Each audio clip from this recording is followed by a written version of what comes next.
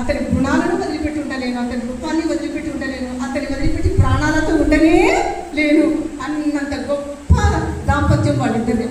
ఆయన ఉండలేరు, ఈయన ఉండలేడు అనమాట.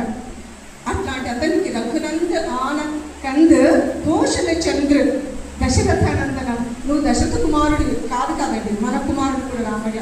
మన పిల్లల్ని చూసినప్పుడంతా ఎలా పెరగాలనుకుంటామండి? రామయ్యలాగా మంచి లక్షణాలతో పెరగాలనుకుంటాం, కానీ చెడలవాటు ఎందుకు పుట్టాడో మీరు అని చెప్పేసి అంటాం. కాబట్టి అయ్యా దశరథనందనిగా నువ్వు పుట్టి మాకందరికీ కూడా మార్గాన్ని చూపించినటువంటి వ్యక్తి అని చెప్పేసి తులసిదాసు చెప్తూ ఉన్నాడు. ఇక నా అంశంలోకి వచ్చేస్తానండి. ఈ విషయంగా చెప్పాలంటే నాకంటే మీరందరూ చెప్పగలుగుతారు. రామాయణం ఏం సందేశాన్ని ఇస్తుందండి?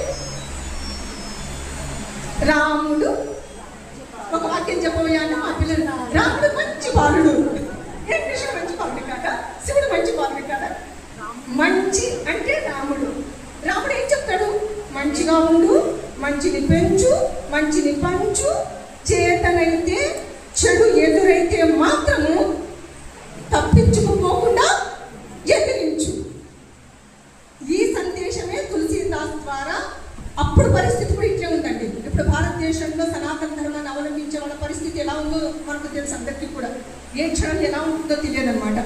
అట్లాంటి పరిస్థితి దీనంగా నిస్సహాయంగా అన్యమత శాసకుల చేతుల్లో తమ ఉనికినే కోల్పోతున్న సమయంలో వాళ్ళకు ధైర్యాన్ని ఇచ్చింది ఈ రామ మంత్రమే.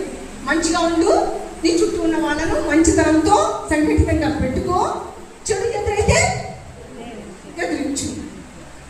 ఇది చెప్పడంతో పాటు రామాయణం మనకు 3 కుటుంబాల కథలా కనిపిస్తుంది కదండి. ఇప్పుడు అనుకున్నాం దశరథుడు వాళ్ళ ఫ్యామిలీ విషయాలు ఉన్నాయి. పైకి చూస్తే మాత్రం ఫ్యామిలీ విషయాలా కనిపిస్తాయి.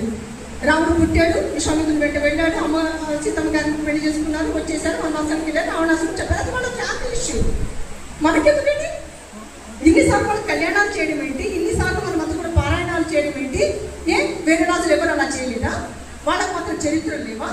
రఘు మహారాజు ఎందుకు చదవకూడదు? దిలీపునే కొద్ది చదువుతాం. ఇతరులు మాత్రం గ్రంథాలు